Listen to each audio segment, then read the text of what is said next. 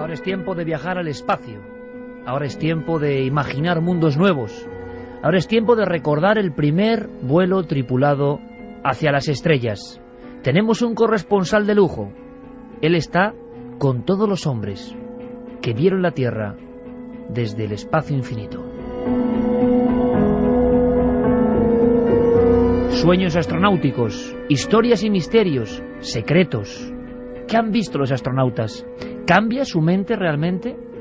¿Vuelven a ser personas iguales o se han separado del resto de los mortales?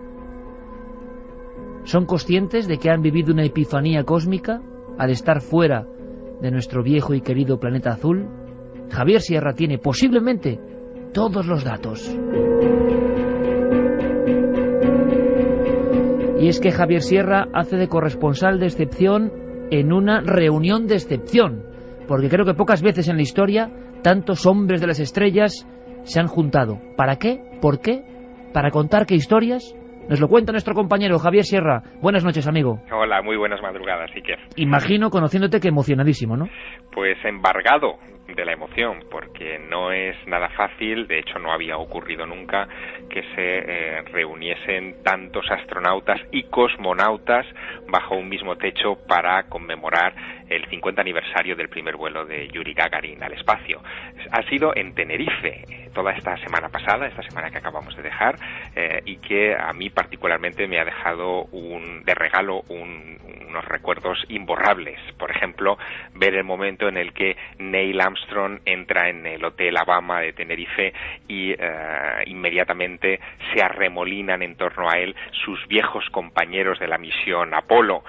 Aquí estaban y le han rendido pleitesía Jim Lowell, que voló en la Apolo 8 y después en la fatídica misión Apolo 13, Charlie Duke del Apolo 16, Bill Anders del Apolo 8, pero fíjate, también son humanos. Yo he detectado incluso rivalidades que no se han curado con los años, sino que se han acentuado. Estuvo Buzz Aldrin en Tenerife, pero no quiso cruzarse con Neil Armstrong. ¿Qué me dices? Hay situaciones que ahora yo comprendo. Por ejemplo, un dato histórico, en fin, no hay más que acudir a la colección de fotografías del Jet Propulsion Laboratory de la misión Apolo 11.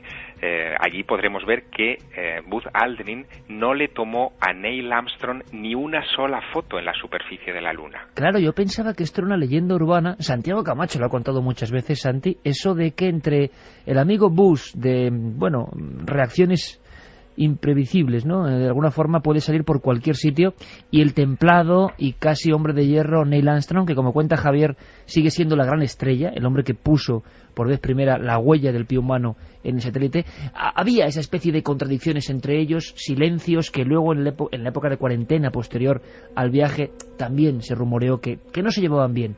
Han pasado muchos años y fíjate lo que cuenta Javier, es realmente sorprendente. Lo he podido comprobar, Iker, porque fíjate que cualquier astronauta que se dirige a otro, y esto ya te digo que he sido testigo en estos días, lo hace por su nombre de pila. Si Jim Lowell se dirige a Bill Anders, le va a llamar Bill, y Bill le va a llamar Jim al otro. En el caso de Aldrin hacia Armstrong, las veces que se veía forzado por la explicación de su aventura, que es obvia, a mencionarlo, siempre decía el comandante Armstrong. Nunca lo llamaba por su nombre de pila. Esa era la primera indicación, pero como te digo, la confirmación ha sido el momento en el que Buzz Aldrin decidió, no quedarse más en el Starmus Festival, en esta reunión que les ha citado en Tenerife, y no se han cruzado. Aldrin se fue 24 horas antes de que llegara Armstrong a la ciudad. Santi, por lo tanto, no es leyenda urbana que el que sale siempre perfectamente perfilado en una de las estampas del siglo XX y de la historia de la humanidad siempre es Aldrin. Sí, además es curiosa la constatación esta que nos hace Javier, porque efectivamente la historia siempre había corrido entre los aficionados a la astronáutica de esa rivalidad. No se sabía si era un poco de cotilleo, un poco de leyenda urbana, y sin embargo que lo constate Javier con hechos es absolutamente significativo. Sí se sabe que efectivamente Aldrin tenía, igual que Armstrong era un tipo más frío, más profesional, como muy bien has dicho, más templado, y luego incluso en sus peripecias posteriores pues Aldrin ha demostrado ser mucho más vehemente. Curiosamente, Aldrin desde siempre había tenido esa obsesión por ser el primer hombre en pisar la Luna. Era algo que emotivamente, obviamente es un gran honor para cualquiera, pero que casi soñaba con ello desde el principio de su implicación en la carrera espacial. El hecho de que se lo pisase Armstrong, yo creo que fue algo que han debido de llevar durante todos estos años. Siempre he citado, y está perfectamente disponible en Internet, esa rueda de prensa, primera rueda de prensa que hacen los astronautas después de la cuarentena, en la que unos hombres que acaban de hacer historia, que acaban de culminar una labor de equipo como cabeza de un equipo inmenso de personas que vienen de triunfar, están sobre todo Armstrong y Aldrin están serios, apenas se dirigen la mirada, hay un ambiente muy tenso que se corta con cuchillo, y de hecho es hasta tal punto que los que todavía o en tiempos han sostenido la teoría de que el hombre no llegó a la Luna, decía que a lo mejor es que estaban avergonzados de la tremenda mentira que tenían que contar. Yo creo que no, que más bien de lo que se trataba era precisamente eso, que la tensión del viaje todavía, tantísimos años después, les está haciendo mella. Quizá pasó algo allá arriba en la Luna, quién sabe. Ahora tenemos la oportunidad de disfrutar con Javier Sierra y estoy seguro que toda la audiencia está diciendo: Javier, más cosas. Por cierto, bueno, ¿son personas especiales? ¿Son distintos? ¿Están marcados? Están marcados, indudablemente. La aventura que vivieron les dejó un antes y un después en su manera de actuar, en su manera de pensar, y he tenido la ocasión de comprobarlo en un tete-a-tete, en una conversación larga con Charles Duke, que fue uno de los integrantes de la misión Apolo 16. Si tuviéramos que elegir de los 12 hombres que pusieron el pie en la Luna, los 3 que más se transformaron son 3 conocidos nuestros. En primer lugar, Jim Irwin, de la misión Apolo 15, que recordarás, sufrió toda una transformación religiosa, incluso le llevó a buscar el Arca de Noé, organizando 7 expediciones al monte Ararat. El segundo sería Edgar Mitchell, que no tendría ya una... telépata. Exactamente, no tendría ya una transformación hacia la fe religiosa cristiana, digamos, tradicional, sino que se volvería un apasionado, más si cabe que antes del vuelo, por todo lo paranormal, y terminaría fundando el Instituto de Ciencias Noéticas para investigar las fronteras de la percepción y de la mente humana, llegando incluso a hacer grandes experimentos y grandes aportaciones en el campo de la telepatía desde el espacio, como tú muy bien apuntabas. Y el tercero, sin duda, sería Charles Duke, que salvó su matrimonio, es de los pocos que ha conservado su esposa durante los últimos 40 años, porque tuvo una transformación religiosa, se hizo predicador en una iglesia cristiana, y con él estuve hablando de esa epifanía que experimentó después de la Luna, pero que tardó un tiempo en manifestarse. No fue algo que le sobrevino inmediatamente después de regresar, sino en los meses siguientes, cuando se planteó, pues mira, una cuestión, y en eso ha sido muy sincero, que yo pensaba que debían haberse planteado, y es: ¿qué voy a hacer después de haber puesto en pie en la Luna con el resto de mi vida? ¿Qué objetivo tiene la vida? ¿Qué aliciente tiene la vida si ya he hecho lo máximo, ¿no? Bueno, pues Charles Duke se hizo esa pregunta y terminó convertido en predicador. Javier, misterio. Imagino que tú, como auténtico reportero avezado en el mundo de lo desconocido, has buscado las rendijas del misterio. No sé hasta qué punto están siendo accesibles, no sé hasta qué punto las preguntas sobre misterios que se salgan de lo convencional les irritan. Cuéntanos. Pues no han querido dar apenas entrevistas, y desde luego el asunto del misterio lo tratan de evitar. ¿Me quieres decir, Javier, perdona que te interrumpa, porque esto ya, que el hermetismo 50 años después sobre los cosmonautas y los astronautas continúa igual? En ciertos aspectos sí.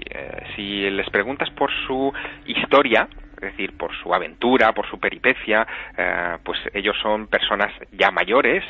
Pensemos que estamos hablando de un club de mayores de 80 años que no tienen ningún problema en contarte, en fin, su peripecia vital. Pero si entras en los aspectos del misterio, se ponen un poco tensos. En el caso de Charles Duke, por ejemplo, hemos hablado de ovnis.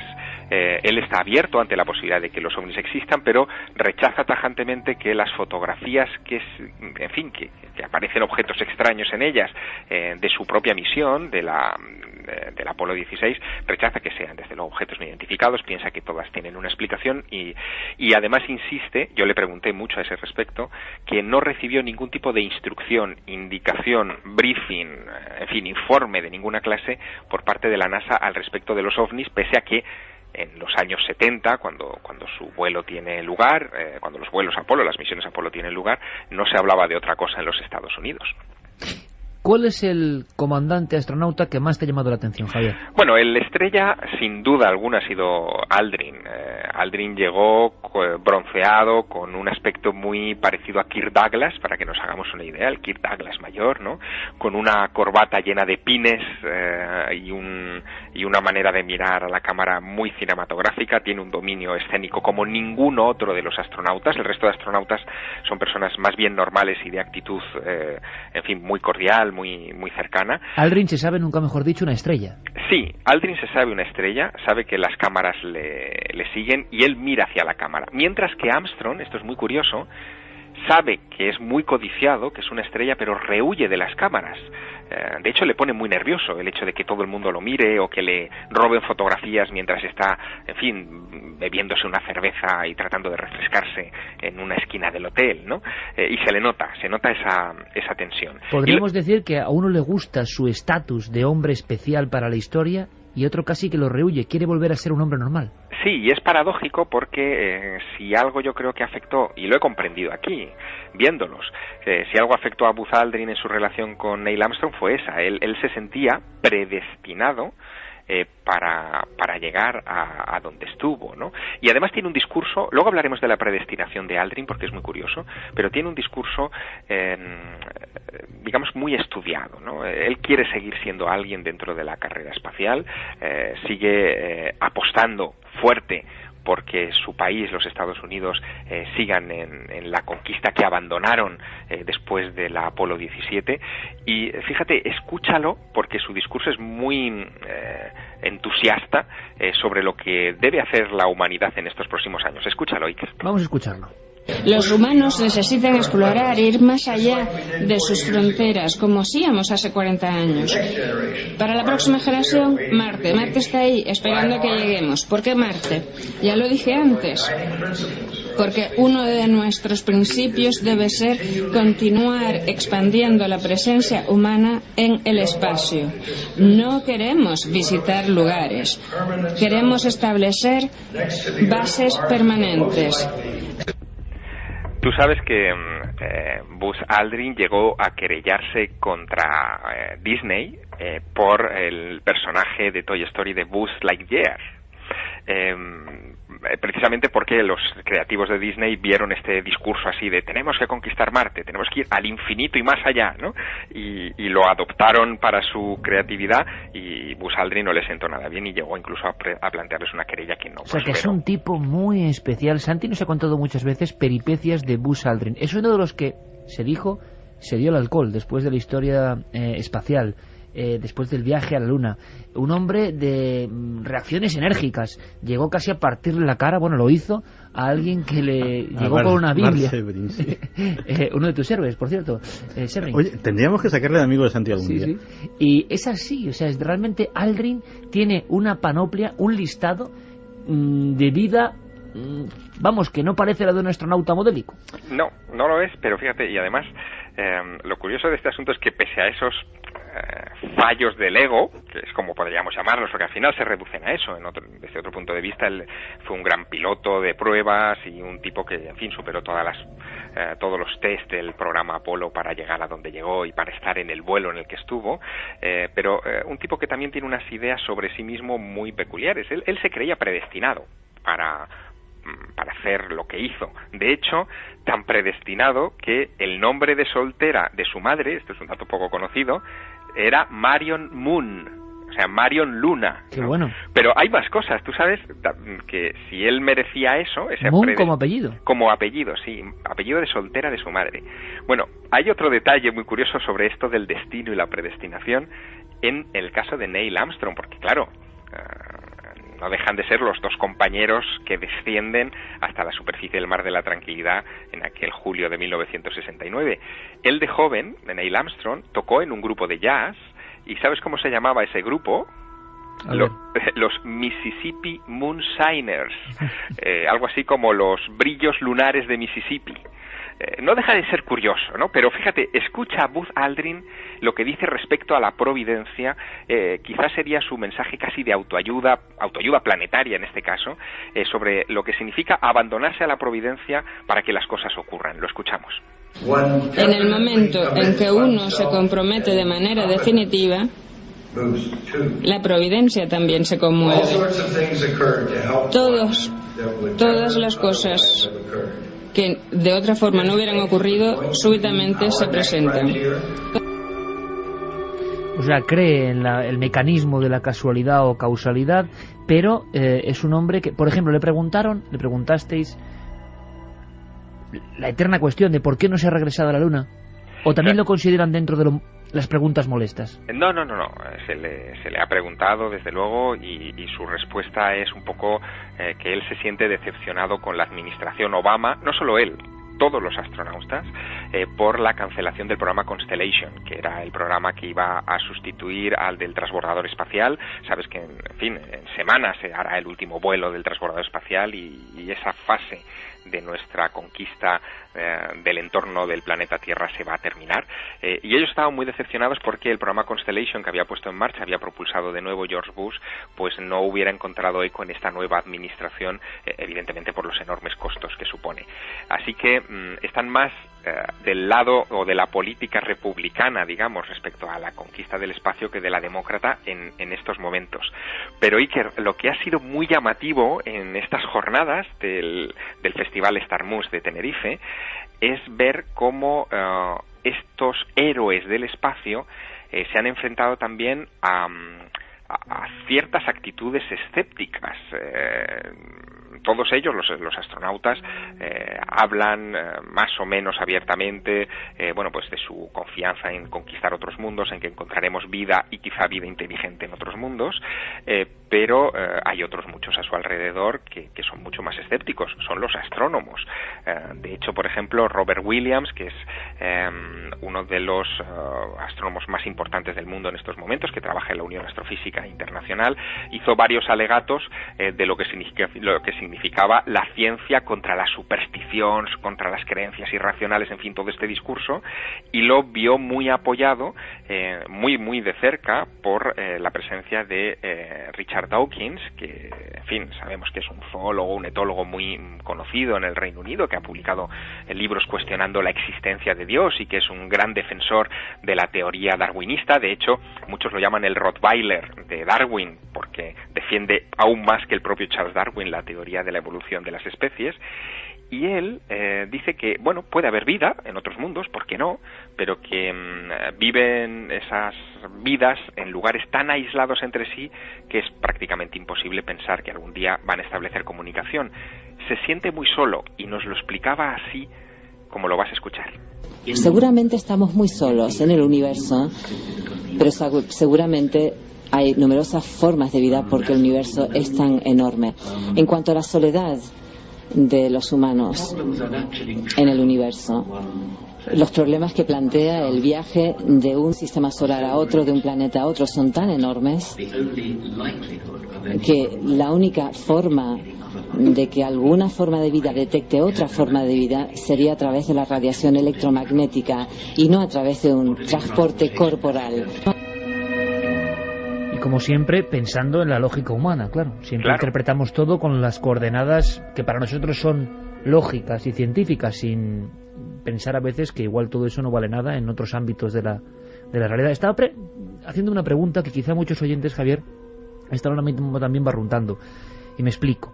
Cuando un astronauta deja de pertenecer a este cuerpo de élite, vamos a decirlo así, militar, en su tiempo y que siempre ha estado con una coordenada de servidores de la patria y de personas que han llegado más alto que nadie, evidentemente, héroes. Luego sus vidas, yo no sé si han ido por buen derrotero en muchos casos, yo no sé si hay estadísticas, pero está intentando imaginar de qué viven luego estas personas. Tienen una posición social importante, se dedican a dar charlas con un mensaje muy claro, y hay algunos que se han salido de ese redil o de esa conducta hasta el punto, por ejemplo, de repudiar el tiempo de astronautas, yo no sé si también los cosmonautas soviéticos, o de pasarlo muy mal económicamente, porque lo está imaginando ahora. ¿Cómo es la vida después, incluso a nivel social, de estas personas? ¿Cómo los has visto, Javier? Pues mira, cuando se apagan los focos, cuando ya no son el centro de atención de medio mundo, cuando no los persiguen ya los periodistas, ni son recibidos con honores de Estado, en el caso de los astronautas del programa Apolo, muchos de ellos retornaron a la vida civil y se intentaron ganar la vida como mejor pudieron, algunos incluso vendiendo coches, o como en el caso de Charles Duke, fabricando galletas o montando negocios de cerveza con otros astronautas, cosas que, por ejemplo, han sido muy, pero que muy criticadas y por supuesto muy mal vistas por quienes fueron criticados, muy criticadas por Buzz Aldrin. Aldrin se dedicó a despotricar incluso contra Charles Duke en el pasado. Hombre, Aldrin, que participó en el Mira quién baila americano, tampoco tiene mucho de lo que presumir. Mira quién baila, Aldrin. Claro, pero como ahora está en proyectos de desarrollo espacial o de imaginar cómo puede ser la colonización del espacio, pues se siente con esa especie de superioridad moral. También Aldrin, eso lo sabe muy poca gente en España, ha tenido sus escarceos con la novela. Él ha escrito 2 novelas, una se llama Encuentro con Tíber, donde, fíjate qué trama, donde habla de un mensaje que dejaron los extraterrestres en la Luna y que, en fin, encontraron unos astronautas americanos, ¿no? Y el otro se llama El Retorno, donde habla de la llegada de los chinos al espacio y acierta de pleno en esa profecía que dice que, en fin, que los chinos se les van a comer en la carrera espacial. Pero ninguno se desliga de las estrellas, ¿no? Es decir, ninguno. Su vida está completamente pilotada por esa sensación cósmica, ¿no? Porque aunque no quiera Iker, la gente les aborda continuamente. Es decir, en su momento fueron personajes muy públicos, hoy muchos de ellos, si caminaran a nuestro lado, pasarían desapercibidos, pero aún con todo, sus fotos aparecen periódicamente en Internet, en la prensa, son entrevistados aquí y allá, es decir, que tienen un grado de popularidad pese a la edad y pese al tiempo transcurrido de sus hazañas, en fin, que los mantienen muy en el candelero. De hecho, yo creo que los científicos que estaban en este congreso, en este festival de Starmus, en cierto sentido, yo creo que los miraban con cierta envidia, ¿no? Porque ni siquiera grandes logros científicos, y en este congreso había varios premios Nobel, tienen ese reconocimiento público tan duradero, tan permanente a través de las décadas, ¿no? Piensa que, por ejemplo, en este congreso de Starmus, y cuando te dé el dato sé que te vas a emocionar, estaba Michel Mayor, que fue el descubridor en 1995 del primer planeta extrasolar, Pegaso 51b, ¿te acuerdas? Perfectamente. Claro. Pues fíjate qué dato dio Michel Mayor en esta conferencia. Dijo que desde aquel descubrimiento de Pegaso 51b se han descubierto 555 planetas extrasolares hasta la fecha de esta semana. 55 de ellos han sido descubiertos en los últimos 2 meses. Es decir, que ahí se abre un abanico científico impresionante que demuestra que hay muchas tierras ahí fuera. De hecho, ya se está calibrando el número de planetas muy similares a la Tierra que puede haber en nuestras cercanías cósmicas y parece que va a ser muy alto. Es decir, que estamos hablando de que hay muchas tierras ahí que podrían albergar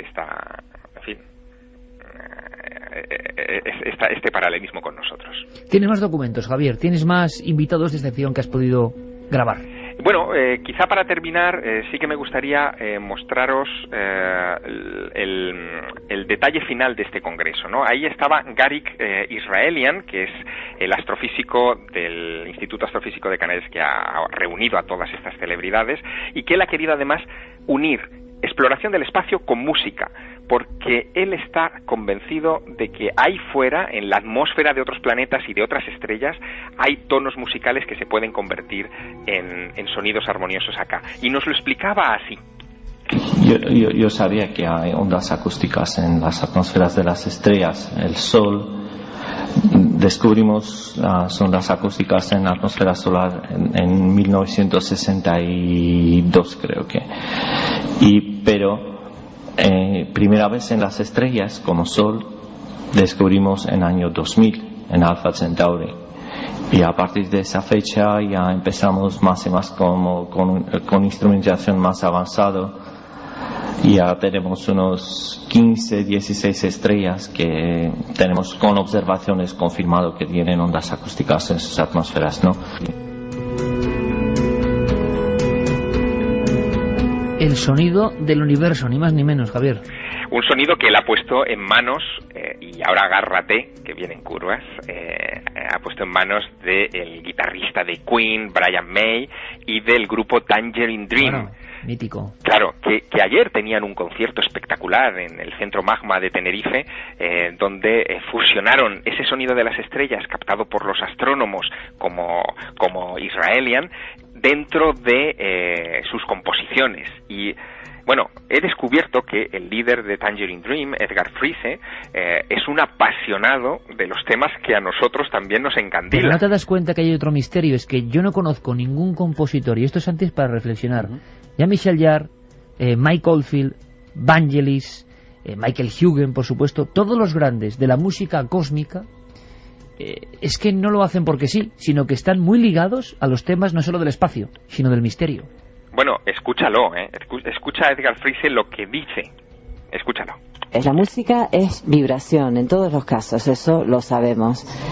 Y de algún modo podemos planificar los efectos que tienen esas vibraciones sobre nosotros. Escribimos las letras, tocamos y pensamos en el mensaje que queremos lanzar al público, pero la música lo que tiene de místico es que no sabemos ni siquiera nosotros mismos qué mensaje le estamos lanzando a los que escuchan. Yo creo que hay una comunicación en la música que no existe en ningún otro ámbito. Parece que el subconsciente habla, y para mí la parte comunicativa de la música es lo más preciado.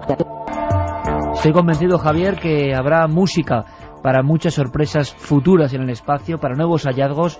Qué bueno que estos viejos rockeros estén ahí siempre, que tengan ese hálito de misterio, y que sus exploraciones al final parezcan raras para muchos, pero en el fondo es una indagación en ese subconsciente arcaico que está ahí, en el fondo de todo y de todos. Javier, que disfrutes mucho, que hables con los astronautas, porque la sensación es que yo no sé si son más o menos próximos o hay diferencias, por ejemplo, entre los astronautas y los cosmonautas. Diferencias así como pincelada de casi nos puedes dar de final. ¿En qué has notado que son dos mundos también totalmente opuestos? Las hay. Hay diferencias porque evidentemente no ha habido epifanías de tipo religioso entre los cosmonautas, todos ellos con el carnet del Partido Comunista. Curioso. Claro, no se lo podían permitir, pero muchos de ellos les gusta hablar de extraterrestres, ¿no? ¿Son más abiertos para el tema ovni extraterrestre los cosmonautas que los astronautas? Cuidado, para el tema ovni yo no sería tan específico. Yo diría que son más abiertos al paleocontacto, a los extraterrestres en la antigüedad. ¿Les gusta el tema? Sí, porque, por ejemplo, Alexei Leonov, uno de los, en fin, el primer hombre que dio un paseo espacial en la Unión Soviética, y que estaba destinado a ser el Neil Armstrong de la URSS, o sea, el hombre que pondría el pie en la Luna de haber sido ellos los primeros, pues Leonov, que ha estado aquí también en la conferencia Starmus de Tenerife, ha dicho en varias ocasiones que él está convencido de que nos visitaron en el pasado, pero otra cosa es el tema OVNI, que él no ha tenido ocasión de comprobarlo, y probablemente es porque ha leído a clásicos rusos del misterio como Alexander Kazantsev, claro, que habló de el mítico bólido, meteorito, no se sabe muy bien qué, de Tunguska en Siberia, de la Tierra, de la que, por cierto, es también Leonov. Y por cierto, esos individuos tan especiales, tan diferentes del resto, yo no sé si has tenido la oportunidad de ver cómo ellos miran la noche, miran las estrellas, otean el universo, el firmamento. ¿Lo hacen de una forma especial, con una emoción especial, o eso pertenece ya al pasado? No, la emoción está. La emoción está, es permanente, se ve en sus ojos, son ojos curiosos, y la verdad es que eso es quizá lo que a mí más me ha impactado, ¿no? Que siguen siendo niños grandes. niños que quieren saber qué es lo que hay sobre sus cabezas. Deberíamos aprender mucho de ellos. El ejemplo que nos han dado en estos días es inolvidable, Iker. Pues nos lo has contado fenomenalmente, Javier, como no podía ser de otra forma, cronista de excepción. ¿Y será posible? Yo no sé si con un sí o un no de despedida, Javier, ¿será posible que todos estén, como algunos piensan, no conchavados, pero sí guardando ciertos secretos, cosas que saben ellos y nosotros no? Hay complicidad entre rusos y americanos, lo he podido comprobar estos días, y quizá donde se note más la brecha, insisto, es entre Aldrin y Armstrong, lo que demuestra que, pese a todo, los astronautas también son humanos. Javier ha recorrido el mundo este año, ha estado, por supuesto, en la nave de Milenio 3, y yo creo que es una bonita forma de despedir la temporada, la 10ª temporada, hablando con hombres que miraron muy de cerca las estrellas. Compañero, un abrazo muy fuerte. Un abrazo y hasta muy pronto. Hasta pronto. Milenio 3, Cadena SER. Un gesto usual, un gesto cotidiano, un gesto absolutamente universal, llamar por un móvil, ¿no? Es lo que estamos haciendo. Intentar llamar a un número extraño y larguísimo. Lo están haciendo ahora mismo millones, cientos de millones de personas al mismo tiempo. Bueno, pues desde prácticamente el inicio de la era de los móviles, que cambió el mundo, se ha venido hablando de la conspiración, del peligro, y ahora hay datos nuevos. ¿Dónde está la verdad? ¿Quién abre este nuevo dossier de denuncia? No hay otro, Santiago. Pues sí, que hace unas semanas saltaba la noticia a todos los medios de comunicación del mundo. La Agencia Internacional para la Investigación del Cáncer, un organismo de la Organización Mundial de la Salud, ha llegado a la conclusión de que el uso de los teléfonos móviles puede estar relacionado con el riesgo de sufrir determinadas formas de cáncer. Así, al menos lo sacamos en conclusión de su decisión de clasificar los móviles como compuesto posiblemente, subrayo posiblemente, esa es la frase que utilizan, la palabra que utilizan, cancerígeno para los seres humanos. Las buenas noticias es que hemos consultado a muchos expertos, y ahora vamos a escuchar unos cuantos, y la opinión entre médicos, ingenieros, oncólogos es bastante positiva. Las malas es que la voz disonante, y eso nos lo reservamos para el final, nos va a venir de donde menos nos la esperamos. Pero vamos a empezar con el propio estudio de la Organización Mundial de la Salud. Para recabar su opinión hemos preguntado tanto a un médico como a un ingeniero. La opinión del doctor Emilio Alba, presidente de la Sociedad Oncológica Médica, es esta. Bueno, este es un informe que asigna, digamos, un riesgo 2B a la radiación electromagnética, a la onda electromagnética que da el móvil, ¿no? 2B significa que potencialmente pudiera estar relacionado. Esto no significa mucho más. A fecha de hoy no hay pruebas incontrovertibles de que el móvil se relacione con el cáncer, especialmente con el cáncer de cerebro, ¿no? El cáncer del sistema nervioso central, que es el que se dice que pudiera estar relacionado con él. Es verdad que los expertos de la OMS se basan en un metaanálisis de estudios previos que creo que va a publicar la revista en un futuro próximo, en el que dice que pudiera haber un aumento del riesgo. Pero la verdad, desde un punto de vista científico, a fecha de hoy, no se puede decir de ninguna manera que la radiación electromagnética del móvil esté relacionada con el cáncer del sistema nervioso central. Esto no significa que no sea así, sino que no se sabe, ni sí ni no. No se puede decir. Desde el punto de vista técnico hemos consultado a José Manuel Riera Salís, ingeniero de telecomunicaciones y profesor de la Universidad Politécnica de Madrid. Bueno, mi opinión sobre el informe, en principio, es positiva. Quizás tengo alguna duda sobre la trascendencia pública que se le ha dado. Yo he podido leer esa nota de prensa y en ella se señala pues que se ha encontrado lo que llaman una evidencia limitada en relación a un posible incremento del riesgo de un determinado tumor por un uso muy intenso del teléfono móvil en periodos muy largos.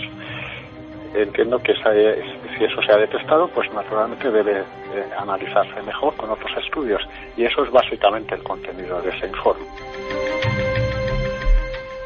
El debate sobre los móviles y sobre sus efectos adversos sobre la salud yo creo que lleva en el candelero desde los mismos orígenes de la telefonía móvil. Los hay que efectivamente afirman que las radiaciones electromagnéticas, sobre todo tan cerca de una parte tan sensible de nuestra anatomía como es el cerebro, pueden provocar todo tipo de alteraciones, y se han denunciado desde mareos, insomnio, cambios de carácter, depresión, hasta cosas mucho más terribles como puede ser el propio cáncer, o incluso ha habido quien lo ha asociado con el auge de la enfermedad de Alzheimer. Para desvelar esto, durante una semana un grupo de 31 científicos de 14 países se reunieron en Lyon, en Francia, en un encuentro de esta Agencia Internacional de la Investigación contra el Cáncer. Intentaban pues arrojar un poco del uso del tema y evaluar el potencial letal o el potencial perjudicial de estas radiofrecuencias. Parece ser que de las conclusiones que efectivamente se publicarán muy en breve en prestigiosas revistas médicas de todo el mundo, pues se deduce este cambio de la clasificación. Se habla, ojo, de los móviles. Hay otro asunto que es muy controvertido, que es el de las antenas. En España, en Valladolid, hubo un caso muy célebre, pero en prácticamente todos los países del mundo ha habido casos de asociaciones vecinales, de grupos de afectados que han conseguido, en algunos casos de forma muy activa, eliminar determinadas antenas a las cuales habían asociado con el incremento de enfermedades, sobre todo en niños. Y un tema, Santi, permíteme que genera una disputa frontal entre científicos a favor y científicos en contra. Efectivamente, hemos visto, por ejemplo, que hay gente que le achaca estas patologías o estas dolencias, y también hay personas muy escépticas que afirman que básicamente es una muestra más de lo que Isaac Asimov denominaba el complejo de Frankenstein, el mirar con recelo y pensar que va a traernos algún tipo de perjuicio cualquier tecnología nueva que se ubica en nuestras vidas. Para hablar del asunto de las antenas, hemos recurrido a un viejo conocido de este programa, el doctor Rafael Herranz, responsable del servicio de radiología del Hospital Gregorio Marañón. No se ha demostrado en absoluto. O sea, esto sí que está bastante estudiado en cuanto a la energía que transmiten y emiten, y desde luego no hay ninguna demostración, y eso sí que es importante que lo sepa la gente, porque hubo un movimiento muy importante y eso se estudió a fondo y nada lo ha demostrado. Incluso parece paradójico, pero parece que es más seguro incluso para la salud estar cerca que lejos. Bueno, algunas declaraciones sorprenden por el desconocimiento, porque yo también, escuchando expertos, digo, ¿qué se sabe, qué se deja de saber, qué está aprobado, qué estará aprobado dentro de un tiempo, qué sabremos dentro de un tiempo? Y sobre todo, Santi, esa radiación electromagnética, esa, de alguna forma, energía invisible, nos está rodeando constantemente, no solo por un móvil que está pegado al cerebro, sino constantemente estamos siendo aseteados por 1000 tipos de frecuencias, ¿no? Claro, hay un experimento que lógicamente requiere ciertos medios técnicos, pero pasearse por uno de nuestros hogares con un detector de ondas de alta frecuencia que es casi como un detector Geiger, pero con una gran antena, que tiene un altavoz que permite que esas ondas invisibles las podamos de alguna forma oír, es una experiencia realmente curiosa, porque efectivamente podemos ir oyendo los diferentes tipos de onda que estamos sometidos constantemente. Podemos oír el típico chirrido que a veces en equipos de alta fidelidad lo captamos de vez en cuando de los teléfonos móviles, pero también se oye un tac, tac, tac, tac constante. Esas son las redes wifi. Las redes wifi van emitiendo un pulso regular que también es absolutamente omnipresente. Pero incluso otros aparatos a los cuales los miramos con bastante menos recelo, como son nuestros simples teléfonos inalámbricos, los de línea fija, claro, al ser muchas veces aparatos mucho menos sofisticados que los móviles, su blindaje es menor y emiten incluso mucha más radiación electromagnética que aparatos que parecen más sospechosos como los propios teléfonos móviles. De estos peligros hemos hablado con Juan Miguel Barrios, profesor de la Universidad de Santiago de Compostela. Bueno, la misión de la OMS siempre son recomendaciones, como usted sabe. Los gobiernos son los que tienen que tener la capacidad, los que mantienen la capacidad, digamos, de aplicar las recomendaciones. En este sentido, pues el teléfono móvil se revela fundamentalmente como un elemento que bueno, ellos estiman, incluso de los estudios que han revisado, que 30 minutos al día, gente que hable 30 minutos al día durante una exposición, digamos, crónica de 10 años o más, pues tienen un incremento de riesgo que en algunos de los estudios revisados se habla del 40% de incremento para producir exclusivamente 2 cánceres, y fundamentalmente uno de ellos, que es el glioma, ¿no? Que es una localización de encéfalo que supone los 2/3 de todos los tumores de cerebro, de encéfalo, ¿no? que existen en el mundo. Y el otro, pues, es el neuroma acústico, que es mucho más raro, mucho más y de menor entidad. Pero bueno, para los dos, digamos, se ha encontrado ese incremento de riesgo. El resto es de inadecuada, llaman ellos, inadecuada evidencia de razón causal, ¿no? Y es que efectivamente el acuerdo no es ni mucho menos unánime, porque no tenemos que echar mucho la memoria atrás para acordarnos de casos como el amianto, el plomo en la gasolina, el propio tabaco, que estudios decían que eran absolutamente inocuos y luego pues se ha venido a demostrar lo contrario. Por ejemplo, tenemos el caso del investigador británico Dr. Vini Kurana, un neurocirujano que ha publicado más de 30 monografías científicas y que está absolutamente convencido de que los móviles son muy perjudiciales y altamente cancerígenos. En cualquier caso, hemos oído un tren de voces, casi todas o todas prácticamente minimizando el efecto que puedan tener los móviles. Unánimes, ¿no? En su sentido, sí, de que no hay tanto peligro como creemos. Y reservaba como sorpresa una voz disonante. Como no nos gusta en Milenio 3 establecer polémicas ni con personas particulares, ni mucho menos con empresas, digamos que esta vez pondremos el testimonio y diremos levemente a quién pertenece. Hace tiempo una cadena de televisión hizo un reportaje que nunca se emitió sobre los peligros de la telefonía móvil. En ese reportaje se incluía el testimonio de un alto ejecutivo de un operador de estas compañías. El testimonio era este. ¿Renuncias a, digamos, a lo que es el desarrollo? Pues no, siempre que te estén asegurando que está dentro de los límites de seguridad. Mire usted, no me voy a morir de esto. Esto contribuye a que me muera. Pero, como todas las cosas. Pero yo creo que esto conceptualmente, además dicho por el operador, pues no es creíble. Yo creo que esto en los médicos, que no sé Juan lo que habrá dicho, Juan represa el nombre, o Úbeda, pero este es el mensaje que tienen que decir, que al final, vamos, no me meto en el pellejo de ninguno, coño, que es que uno se muere por 38.000 cosas. Que esta es una más, mire, indiscutible.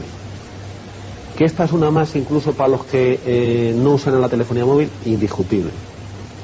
Y que los que usan la telefonía móvil no la usan, no deberían de tener este factor, sin duda.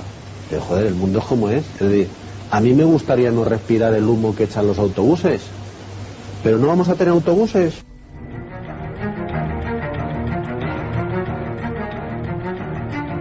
Hace falta un tiempo de reflexión con música para lo que acabamos de escuchar, Santi. Pues lo que acabamos de escuchar es parte de una entrevista que nunca se emitió, y después de oírlo pues me puedo imaginar las razones. Entre las voces que hemos escuchado antes, que nos decían que bueno, existe una posibilidad, pero hay que entrar en más estudios, y este último indiscutible, me quedo con que efectivamente hacen falta muchos más estudios y sobre todo trabajar para que esto, de lo que, como también decía nuestro último interviniente, difícilmente podemos prescindir ya de ello, sea cada vez más. Me pasa como con todo, Santi, me pasa como con todo. Hace poco en una entrevista me preguntaban qué había aprendido, yo decía que cada vez sé menos cosas. Intento aprender más, pero cada vez sé menos. Pero eso sí, una cosa sé, que casi nadie sabe. Es decir, que casi todo el mundo está en unos baremos de, bueno, vamos a ver qué ocurre, qué pasa, pero ni siquiera a veces los máximos expertos saben qué va a pasar, qué va a suceder. La vida y la realidad una eterna sorpresa. Hay que hacer recuerdo porque estamos a punto de despedir la 10ª temporada, amigos, parece mentira. A punto de despedir la 10ª temporada. Repasemos algo, porque además hay un momento especialmente emotivo. Tal día como hoy, tal noche como esta. Carlos Largo.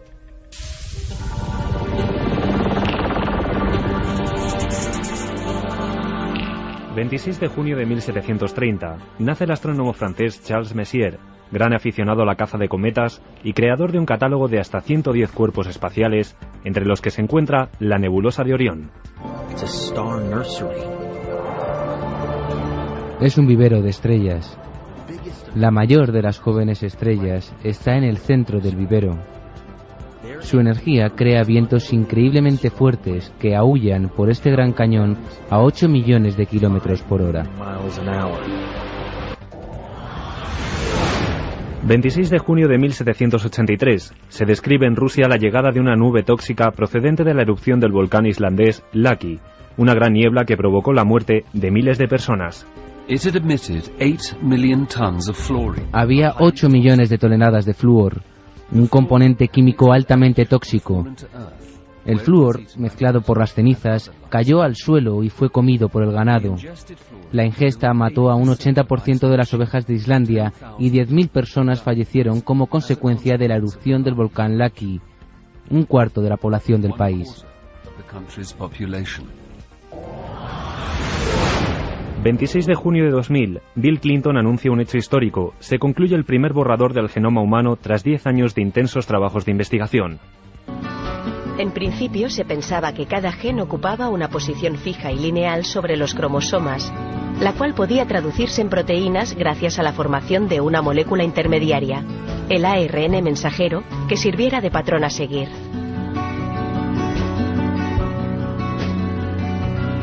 Sin embargo, ahora se sabe que solo poco más de un 1% del ADN corresponde a genes, mientras que un 98% es ADN basura. 26 de junio de 2004, la efeméride de Milenio 3. Un hecho memorable abría la nave del misterio. Tenía lugar la ya célebre alerta ovnimilenaria. En estos mismos instantes, a la 1:33, decenas de miles de personas como vosotros, como estamos aquí en el auditorio Juan Carlos I, están vigilando los cielos. Están con su mirada clavada en las alturas. Cada uno, como decía Primitivo Rojas en la introducción, con su equipaje de ilusiones, de creencias, de esperanzas. Esta es, efectivamente, una noche cualquiera. Para nosotros, espero que para vosotros también, a partir de mañana estoy seguro que dejará de serlo. Hay 8.000 amigos aquí para escuchar y para ver un programa de radio. Y eso a uno le deja muy impresionado. Y toca el momento del adiós. Pues sí, que toca el momento de despedirnos, el hacer las maletas, el cargar la mochila, irnos a descansar.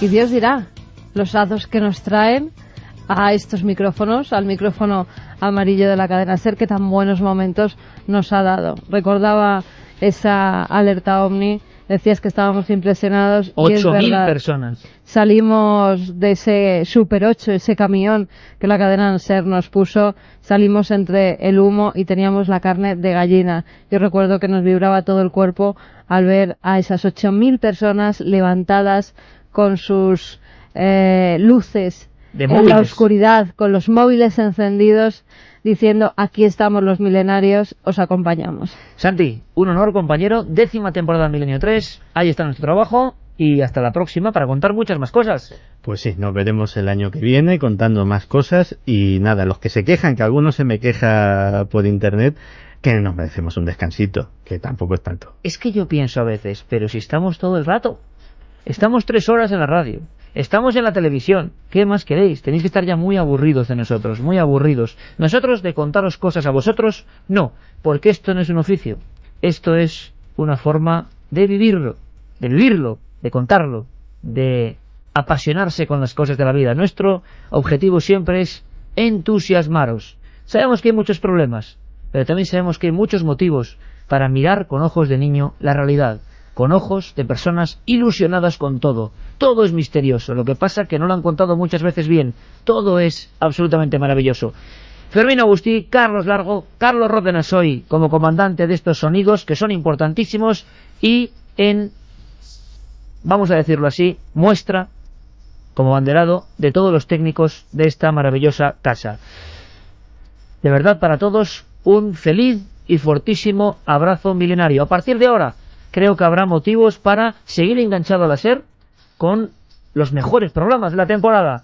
Sed muy felices, amigos. Aquí terminó la 10ª temporada de un humilde programa de radio.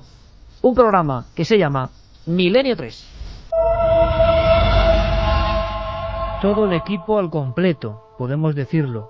Nos hemos quedado como pocas veces con la boca abierta. Y ahora en esta pausa debatíamos, discutíamos, observábamos imágenes, pero todos, Carlos Largo, Fermín Agustí, Carlos Ródenas en los sonidos, Santiago Camacho, Carmen y yo.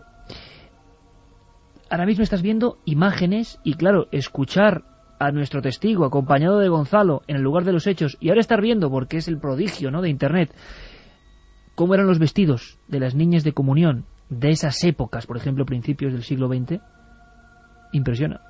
Claro, es que yo me acordaba de fotografías antiguas, de mi bisabuela, de mi abuela, que circulan por mi casa, y era el traje de comunión tal y como nos lo ha descrito perfectamente, con esa especie de gorrito, de casco que llevaban, con el misal, con los guantes, con el rosario colgado. Además, que esas fotografías quedan en la memoria de casi todos. Si echamos la vista atrás y empezamos a ver fotografías antiguas de nuestros antepasados, siempre hay una niña de comunión vestida de esa forma tan peculiar, ¿verdad? Pero que se aparezca precisamente en ese camino.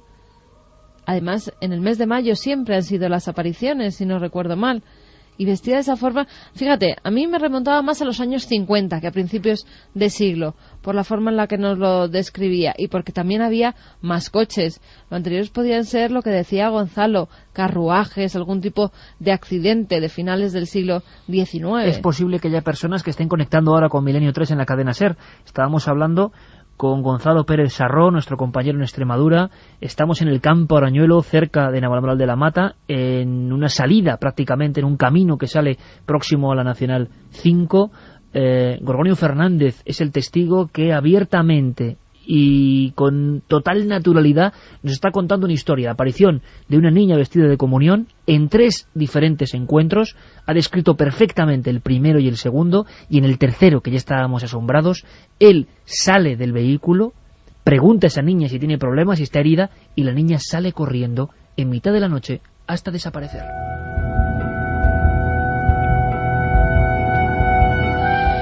Amigos, seguís ahí, ¿verdad? ¿Estáis todavía en el lugar de los hechos? Aquí estamos aquí, sí. Estáis ahí los dos. Gonzalo, Gorgonio, cuéntanos un poco, por favor, tu sensación, que es lo que la gente se preguntaba, tu sensación personal al ver que esa muchacha, esa niña, sea lo que sea, ha desaparecido delante de tus ojos, que no has podido alcanzarla. En ese instante, ¿tú qué piensas? Bueno, mira, primero voy a decirte una cosa, Iker. Primero voy a decirte que yo soy una persona creyente, soy católico, y no soy de comunión diaria, pero bueno, pero casi, ¿no? Quiero decirte esto, ¿no? Porque parece ser que a veces la gente piensa que, bueno, que estos son otros temas de gente que son de otros planetas y de otras historias, ¿no? Por eso te digo esto, ¿no? Yo soy una persona creyente y bueno, y digo que la verdad me hace libre, y por eso te lo estoy contando, ¿no? Te lo estoy contando a ti, y quiero que lo sepa pues toda la gente, pues que lo que a mí me pasó fue pues una experiencia que luego, analizándola después, reflexionándola, he visto que es una experiencia muy buena, que me ha acaecido a mí en mi vida, que he tenido la gran suerte en este mundo de tenerla, y que me parece que hay que compartirla con los demás. Pero, por lo tanto, extraigo que no sientes miedo en ese momento. No, ninguno. Es más, la segunda vez cuando vi a la niña, que me cercioné que no había padres y que di la vuelta y que no estaba la niña tampoco, ya mi pensamiento a partir de aquel momento fue pasar por ese lugar y hablar con ella. O sea, bueno, eso, por eso es por lo que en aquel momento lo había pensado tantas veces que lo hice.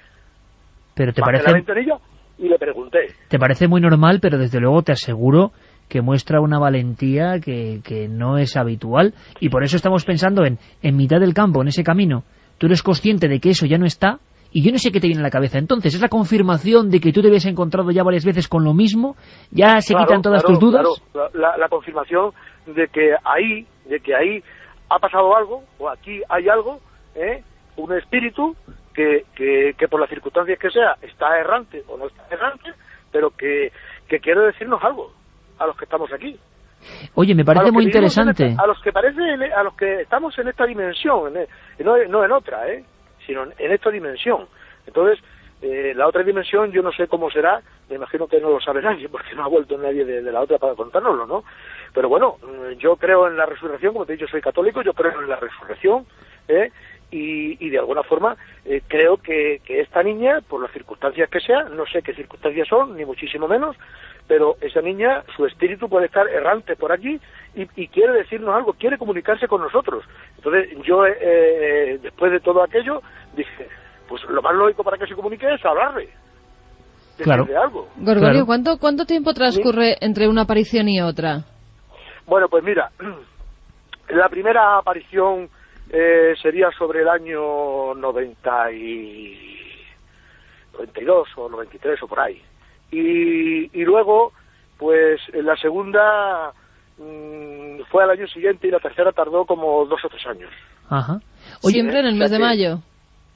Sí, siempre en el mes de mayo, siempre en el mes de mayo. ¿Recuerdas la fecha concreta de la aparición, el día concreto, o no es el mismo día? El día concreto no lo recuerdo. Lo que sí recuerdo es que estaba ansiando de que pasase en algún momento eso. ¿Entiendes? Yo solo contaba a mis amigos, quiero decirte que esto no lo tengo yo en secreto. Eso es importante. ¿Y tu familia, por ejemplo? ¿Y tu familia? O sea, tú de inmediato piensas que esto no es algo que le pasa a mucha gente, que hay que guardarse, que no va a ser creído. De inmediato lo cuentas a tu círculo más íntimo. Sí, no, yo se lo conté a mi vecino de parcela. O sea, que fíjate, un señor mayor, un señor que tiene, bueno, no voy a decir su nombre por respeto, ¿no? Pero que tiene ya casi 80 años. Y se lo conté, bueno, en aquella época pues tenía muchos menos, ¿no? Pero vamos, que se lo conté perfectamente sin ningún problema. ¿Y la familia? ¿Cómo reaccionó? Mi familia bien, sin ningún problema tampoco. Además, ellos sabían que, mi mujer y mi hija sabían que esta noche, a través de Gonzalo, pues me iba a ir a entrevistar y me han dicho, bueno, pues muy bien, perfecto, cuenta la verdad, si la verdad es lo que hay, no hay otra cosa. Pues la verdad... Yo no estoy estoy mintiendo a nadie, ni muchísimo menos. Oye, y otra cosa muy importante que se me ocurrió esta tarde, ni vosotros me vais a pagar un duro siquiera. Joder, quiero decirte que yo estoy contando la verdad, mi experiencia, una experiencia que he tenido, vuelvo a repetir, con un espíritu que puede estar errante o no lo sé, pero me imagino que está errante, o por lo menos lo que sí yo deduzco es que quiere comunicarse con nosotros, con los que estamos en esta dimensión, y punto. Oye, te aseguro que el aplomo sí que se siente. Yo no sé, y creo que nadie puede saberlo exactamente, qué es lo que has visto y cuál es la naturaleza. Algo tendrá que ver, porque lo has visto en 3 ocasiones diferentes, pero desde luego el aplomo, la palabra aplomo, te aseguro que se transmite. No la he visto yo solo, la han visto la gente. Lo que pasa es que bueno, hay gente que no quiere contarlo. Ah, amigo, ahí está la gran clave que te vamos a preguntar ahora. ¿Sabes si en la zona más gente la ha visto? Sí, por supuesto. Y la gente sabe, sin que yo diga nada, o sea, yo le pregunto, oye, ¿dónde se aparece la niña de Comunicito? Dicen exactamente dónde es, porque lo sabe la gente. ¿A ti se te ha parecido en el mismo punto exacto siempre? Siempre en el mismo punto. Siempre en el mismo punto. Siempre en el mismo punto. Sí. ¿Hay algo identificativo en ese lugar que recordaras para saber claro. qué es en ese punto exacto? Sí, claro. Pues mira, justo cuando pasas, vienes por el camino y justo sale a la izquierda un camino y como a unos 10 o 12 metros hay una pared de piedra a la izquierda que está derruida por donde han hecho un paso a la finca, justo ahí aparece la niña. Y como a unos 20 metros aproximadamente o por ahí sale otro camino a la derecha, que es por donde la niña salió corriendo. Gorgonio, me parece... Salió corriendo y giró a la derecha. Dime, Carmen. ¿Has tenido tiempo para pensar durante todos estos años por qué a ti, en 3 ocasiones, y qué mensaje crees que te quiere dar? ¿Por qué crees que te quiere a ti decir algo? Si es que ha sufrido un accidente, si es que está apegada a ese lugar que parece que, bueno, en la literatura que hay de fantasmogénesis hay supuestos espíritus que parece que se quedan en un lugar que está marcado precisamente porque allí perdieron la vida a destiempo. Sí, Carmen, yo te voy a decir, perdona que te interrumpa, yo te voy a decir, yo tengo psicofonías hechas de aquí por la zona, porque, bueno, es una cosa que me ha gustado hacer psicofonías y, bueno, y tengo psicofonías, tengo algunas que son bastante regularcitas de aquí de la zona y, bueno, si no hago más psicofonías porque no encuentro gente que me acompañe, ¿entiendes? Pero bueno, y yo creo en eso perfectamente. Quiero decirte que, bueno, que desde el punto de vista cristiano, creéis precisamente que eso, que es la posibilidad de la resurrección y que alguien se haya quedado ahí en una fase intermedia, vamos a decir. Pero mira, vamos a permitirme una cosa. Santi también tiene una cara de asombro increíble, porque sabemos que pasan estas cosas y nos llegan muchas de estas cosas. Lo que no es habitual es que alguien lo cuente con esta naturalidad, y nos alegra mucho. Y seguro que muchos oyentes ahora mismo, escuchándote, están recapacitando o diciendo, a mí me pasó algo muy parecido. Gonzalo, compañero, tú has tenido una sorpresa que tiene que ver con el asunto de las psicofonías. Ponemos aquí todas las comillas del mundo, evidentemente, porque tampoco sabemos qué es, y tampoco estaba en absoluto preparado. Tú, gestionando esta investigación, y con Marisa, tu esposa, a la que mandamos un fuerte abrazo, pues os ocurre algo que, bueno, es un elemento más para esta historia increíble, ¿no, Gonzalo? Pues sí, antes de ayer, cuando me comunicaron que íbamos a hacer nuestra intervención desde aquí, desde el mismo lugar de los hechos, pues vinimos a otear de día el terreno, pues bueno, porque no sabes bien por dónde andas luego de noche, no vaya a ser que ocurriera algo, y yo eché la grabadora en el coche, y al llegar aquí pues hicimos en realidad con muy poca fe, te lo digo así, simplemente, bueno, pues si se podía aportar algo. Yo no me imaginaba que fuera a salir algo o que haya algo que pueda tener un cierto valor, pero hicimos 3 psicofonías, una dentro de las ruinas de la iglesia de Valparaíso, otra en el cruce de caminos, porque eso también hay que anotarlo, hora entre 2 luces, atardecer, la hora crepuscular y cruce de caminos, algo que suele coincidir. Hicimos otra ahí y otra justo donde Gorgonio nos había dicho que desapareció la chica, y ahí es donde se escuchó algo. Allí justo se escuchó algo, en ese punto. Voy a pedirle a nuestro compañero Carlos Ródenas que quite cualquier tipo de música en este instante. Hay que prestar mucha atención. Cuéntanos tú qué es lo que ocurre, cuál es la pregunta que hace Marisa. Como dice Gonzalo, con muchísimos años ya de experiencia, bastante descreído en el aspecto de que, oye, no es nada fácil que uno ponga una grabadora y salga algo, y menos con esta historia detrás. Pero parece que hubo suerte. ¿Cuál fue la pregunta y qué es lo que sale, Gonzalo? Bueno, pues Marisa pregunta algo así de si podemos ayudarte ante digamos, la apariencia de que esta niña está como esperando a alguien, porque dentro de esa leyenda de que quizás se cayera de la cabalgadura, pues uno se pregunta si no es que esa niña está esperando aún a que vengan a recogerla. Pues ante eso, Marisa, quizás con esa inquietud femenina de ayudar a los niños, pues preguntó eso. ¿Podemos ayudarte? Y la respuesta, muy bajito, susurrando, fue no. Vamos a repetirla en varias ocasiones, Carlos, si podemos. Tenemos incluso 2 versiones, con una pregunta más larga o no, pero bueno, podemos poner una directamente donde se le escucha a Marisa, la esposa de Gonzalo, que la acompañaba en esta gestión de investigación, y os aseguro, amigos, que tanto Gonzalo como Marisa son personas absolutamente honestas y serias, y como él ha descrito perfectamente, no tenían ni la esperanza casi, ¿no?, de que surgiese nada, pero ha pasado esto, que es muy tenue, como todas las voces supuestamente psicofónicas, y hay que escuchar, lo importante, el punto donde está hecho, ¿no?, en el lugar de esa desaparición. Escuchamos. ¿Podemos ayudarte? Vamos a repetir. ¿Podemos ayudarte? Y la repetiría por tercera ocasión. Aquí Carmen y Santi están poniendo una serie de caras, como por cascos la estamos escuchando.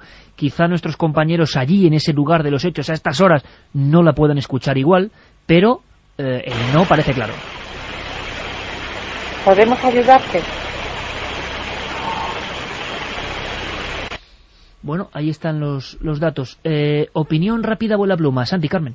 Pues yo estaba poniendo caras porque pues todos llevamos unas cuantas escuchadas y vamos, sin meternos en análisis, sin meternos en ordenadores y sin meternos en nada, esta es de las que he oído hace mucho tiempo, de las que me da la sensación de pata negra.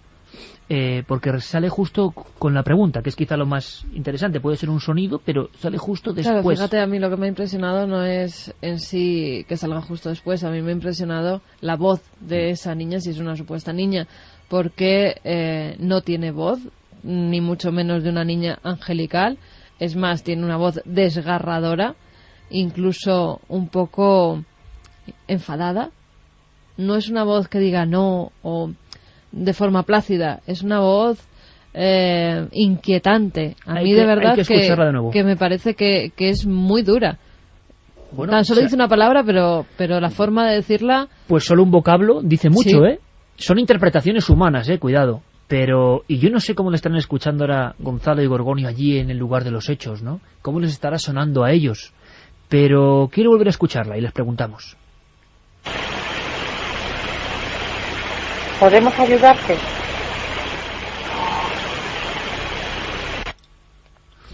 Ahí estaba, la respuesta, no, como una especie de súplica o no sé. Gonzalo, ¿tú cómo lo escuchas ahora? Bueno, yo porque la he oído varias veces entre anoche y hoy, y antes de ayer sabía que la voz, como dice Carmen, no parece de una niña. Yo te digo que lo averiguo mejor, aunque a través del teléfono no se oye igual, pero no sé, Gorgonio, qué opinará. Yo sí me parece que dice no, y lo que dice Carmen no parece una voz de niña. Tampoco sabemos este tipo de grabaciones de fonías, cómo son pronunciadas o por qué trayecto tienen que pasar para que las registremos, y si es que producen alteraciones en esa voz. No lo sé, tampoco me atrevo ni quisiera mojarme en decir que pertenecen a la niña que se aparece.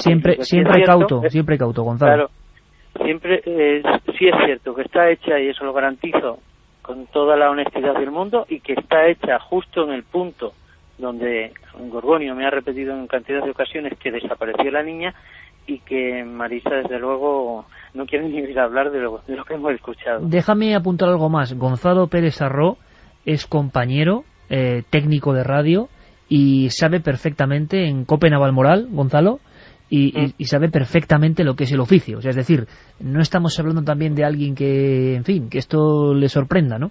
En el aspecto de pura profesionalidad. Pero voy a algo más. ¿Tú te has encontrado con esa cerrazón, o como comentaba nuestro compañero, el sentido de que hay testigos que han visto algo parecido y que no quieren hablar? Sí. Mismamente, en ese mismo día, antes de ayer, cuando estábamos boteando el terreno, pues las casualidades, entre comillas, yo quería hablar con Gorgonio y pasó por ahí con su coche. Yo quería hablar con el hijo de otro testigo y pasó mientras estaba hablando con Gorgonio. Algo que me sorprendió, pero bueno, lo que te quería comentar es que se lo dije a él, que si su padre había visto esa aparición, y antes de decirle, cuando le comenté lo de las apariciones de la niña, me señaló el sitio donde también Gorgonio lo ha visto. Pero cuando le dije que si su padre lo había visto, porque yo tenía referencias de que sí, él dijo, no lo sé, ya estuvo esquivo y dijo, se lo preguntaré, pero no quiso decirme más. La gente no quiere hablar porque es un terreno, digamos, de pueblo, de la Extremadura de pueblo, y entonces todavía existen muchas reticencias a hablar de estos temas, y sobre todo cuando se mezclan con la leyenda, o a lo mejor esa leyenda fue realidad, no lo sabemos. Pasa también en las grandes ciudades, Gonzalo, eso no es una cosa, pasa en todas partes. Es el temor, ¿no? Hablo de lo que estoy acostumbrado a tratar, y sí te digo que quizás lo del accidente de tráfico, por ejemplo, no hemos podido localizarlo a través de hemerotecas, tampoco sabemos justo la fecha. Claro. Y en cuanto a la leyenda, pues nos tenemos que ceñir a lo que nos cuenta la gente mayor y lo que cuentan historiadores, como también el Domingo Quijada, el historiador de Navalmoral de la Mata, y que se conoce toda esta zona, nos habló sobre Torbiscoso y sobre esa extraña, para él también, a pesar de ser un hombre muy cauto en estos temas, sí me dijo que lo que más le extrañaba es la cantidad de veces que ese pueblo, Valparaíso, había sido despoblado. Vaya historia, Gonzalo Pérez Arró, siendo cronista, investigador de los hechos, y encima con esta casualidad o no, de que el sonido ha surgido en el punto concreto donde Gorgonio Fernández observó a esa niña desapareciendo.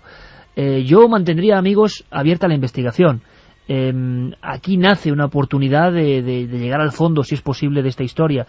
Vamos a ver qué reacciones hay y si nosotros logramos que gente pueda ponerse en contacto, o si alguien sabe algo más y sea valiente como ha demostrado este testigo, valiente con el aplomo de quien simplemente cuenta lo que ha visto. Yo no sé, Gorgonio, si para ti la obtención de esa voz, tú comentabas que había hasta más voces, que habías podido tener alguna voz, yo no sé si parecida a la que acabamos de escuchar obtenida por Gonzalo y por Marisa. Sí, bueno, yo he hecho psicofonías, pero he hecho una cerca de aquí en la ruina de Valparaíso, pero las voces son distintas, no son, bueno, son distintas, ¿sabes? También sabemos que las voces de la psicofonía son muy parecidas, a veces ahora no, pero antiguamente yo recuerdo que tenía que cambiar inclusive hasta la velocidad del magnetofón para poder oírla bien, que fuese audible, ¿entiendes? ¿Te ha impresionado esta voz, la que acabas de escuchar, la de no? Bueno, verás, para mí es una sorpresa que la haya sacado en el programa, porque a mí me lo ha comentado Gonzalo, pues esta tarde a las 9 menos 10 o por ahí, o más o menos, ¿no? Cuando hemos hablado para venirnos aquí al lugar este, ¿no? Y resulta que, bueno, muy bien, yo como he hecho algunas y estoy más o menos acostumbrado de vez en cuando a oírlas, bueno, pues sin problemas de ningún tipo, ¿no? Pero chicos, cuando la habéis puesto aquí, en el lugar en el que estamos, de noche, pues ¿qué quieres que te diga? Se me han puesto los vellos de punta y no me he montado en el coche porque está retirado, si no me había montado en el coche. Lo entendemos perfectamente. El aplomo ese que tú dices que has hablado, pues cuando la niña, pues a lo mejor lo tuve porque la niña no me contestó, pero si la niña me contesta igual no tengo ese aplomo. Claro, ¿me entiendes? Claro. Y si tuve el aplomo de bajar la ventanilla y preguntarle es porque lo había meditado y lo había pensado y lo tenía ya más que pensado, ¿no? Y cuando la vi, sabía que era ella y le pregunté. O sea que, pero esta sorpresa que me habéis pegado en el cuerpo, aquí de noche, pues en este camino, pues te puedes imaginar, ¿no? Lo entendemos. Además lo he oído perfectamente. Bien. Bueno, Gorgonio, decías que no tenías compañeros para ir a hacer psicofonías. Te aseguro que iremos contigo a ese lugar. Hay que investigar. Y con Gonzalo. Aquí hay muchos sitios, Yo he hecho psicofonías. Lo que pasa es que el problema de las psicofonías es que aquí hay que hacerlas en verano, y en verano hay mucho ruido. Claro. La verdad es que, Gonzalo, me gustaría los grillos, Claro, todo tipo de contaminación sonora, ¿no? Claro. Gonzalo, una última cosa, compañeros, que yo creo que la crónica es excelente, que de verdad nos habéis puesto la carne de gallina en el buen sentido y que hay una serie de elementos. Gonzalo, ¿cómo es el lugar exactamente que tú estás viendo ahora para que tengamos ese marco de despedida, ¿no? El lugar, el cruce de camino donde apareció la niña, ¿qué estás viendo? Pues, bueno, ahora de noche se ve poco, pero sí te puedo decir desde lo que he visto de día es un lugar idílico, porque te digo que lo he mencionado antes porque es que es un camino y la loma por la que sube el camino por donde desapareció la niña es precioso, sobre todo en primavera cuando vine la primera vez con él. Es un camino que se va perdiendo entre la floresta y luego la llanura tiene una zona de vegetación donde están incrustadas las ruinas de la iglesia de Valparaíso, luego la sierra de las Villorcas al fondo. La verdad es que no hay apenas tránsito de vehículos por este camino, habremos visto 2 o 3 desde que nos hemos venido, y por lo demás tranquilo, silencioso, y solo se oye pues los animales rapaces, las aves, que nos ha sobrevolado una hace un poco. Exacto, que ha pasado y nos ha dado un susto. Pues una crónica excelente, Gonzalo. Sabes que me alegro personalmente mucho de esta conexión. Ya lo sé. Sabes que nos alegramos mucho de tenerte de nuevo en el ruedo del misterio, de la investigación, de la tremenda fuerza, y encima con un testigo que lo ha contado de esta forma tan prodigiosa. Solo podemos decir una cosa, que la investigación continúa, que está abierta y que queremos llegar con vosotros al fondo de este asunto. Si esa niña está ahí, si esa niña sea lo que sea, espejismo, alucinación, realidad, fantasma, niña extraviada, lo que sea, tenemos que saber más. Y si sabemos más, será gracias a vosotros. Os enviamos todo el equipo y estoy seguro, toda la audiencia, un gran abrazo. Iker, gracias. Dime. Mira, quería decirte una cosa. Es que estoy pensando yo y estoy dándole vuelta al tarro.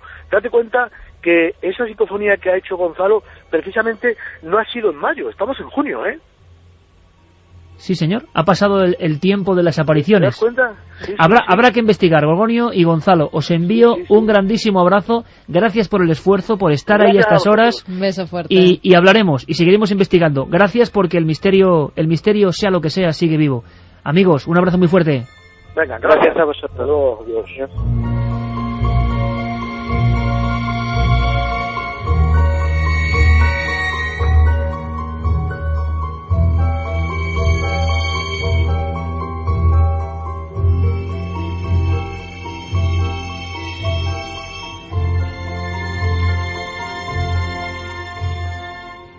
Milenio 3, Iker Jiménez, en la SER. Es una noche muy intensa, y yo creo que de verdad que está mereciendo la pena. Vaya encuentro, vaya historia. Oye, es que habrá que seguir investigando. Solo falta el piano de Santi tocando... De Santi, ya no sé ni lo que pronuncio, amigos, porque me da mucha alegría encontrarme con un caso de este tipo, ¿no? Sí, además sea casos lo que sea. nuevos, con testigos completamente fiables, abiertos a experimentar, a contarlo, y que en un momento dado se han encontrado con lo absurdo. Y además 3 veces. Y yo no sé el análisis, Santi, antes de contar lo que necesites contar, y tu sintonía de piano pega perfectamente. Qué extraña la última escena, ¿no? Persiguiendo a la niña, pero tan terroríficamente absurda por lo real. Porque alguien te puede contar, bueno, y lo normal, salí huyendo. Es que no te puedes... Es tan real que no te lo puedes ni creer, de que alguien baja porque realmente quiere preguntar a esa niña, en un aspecto muy humano. Y yo no sé por qué tengo, desde que estoy escuchando esta historia, la escena de la niña de espaldas corriendo, alejándose, ¿no? Sí, y ese punto de luz que parece que se va difuminando, la verdad es que la historia es absolutamente increíble. Y a mí, desde luego, lo que más me ha impresionado de la historia es el propio Gorgonio. Aparte de esa presencia de ánimo, hacía mucho tiempo, y desde aquí hago votos para que no sea la última vez, que no nos encontrábamos con un testigo, ¿cómo te diría yo?, tan desinhibido, de alguna forma, tan auténtico, tan no encorsetado por el qué dirán o por las inhibiciones que nos impone la sociedad, los demás o lo que sea sobre estos temas. Yo espero que sea el primero de una nueva generación de testigos, es decir, a ver si todos los que alguna vez hemos o han tenido un contacto de algún tipo con cosas que no son habituales, pues perdemos la vergüencita y empezamos a contarlo. Es verdad, es como que algo está natural. bien decir supuestos espíritus, presuntos. Es que la gente que se lo ha encontrado es real. Hombre, y lo han luego, vivido. Para él, entonces, no para puede haber ellos, la menor duda. por eso te digo, y lo ha dicho. Ha desaparecido delante de su cara. Por eso, Iker, que la forma en la que lo ha contado ha sido perfecta. Además, no se han dado con rodeos de presuntos espíritus de una niña. No, está claro que él se ha encontrado con lo absurdo, no una vez, sino 3 veces, además con el mismo absurdo, vestido de la misma forma, en el mismo punto. Y admitiendo que no sabe lo que es realmente. Totalmente, y que no sabe ni por qué está ahí, ni qué quiere, ni qué puede obtener de él. Pues qué buen colofón de temporada, ¿verdad? Porque esta noche, de alguna forma, bueno, luego seguirán los programas de verano con lo mejor que hemos... Pero nosotros tenemos que seguir, todo este equipo tiene que seguir buscando historias y cosas. Y historias para que Santi tenga su archivo de conspiración. Su piano, por última vez este año. Y el piano lleva sonando, pues bueno, casi... este año no, esta temporada. Esta temporada, exacto. Esta temporada. Lleva sonando como una década el piano de Santi, ¿eh? Casi. Se dice pronto, este piano maravilloso de Nos miran, aquella película, para contarnos una historia que tiene que ver con sonidos y que yo, de verdad, mira, me froto las manos, me froto las manos porque sé de qué va, algo me ha dicho Santi, pero quiero escucharlo con todos vosotros. Sí, porque de escuchar precisamente se trata, porque te voy a poner un sonido, vamos a escuchar algo que, hombre, no es del Neolítico, pero yo creo que desde luego no se va a volver a poder escuchar jamás. Vamos a escucharlo y luego os cuento a todos lo que es.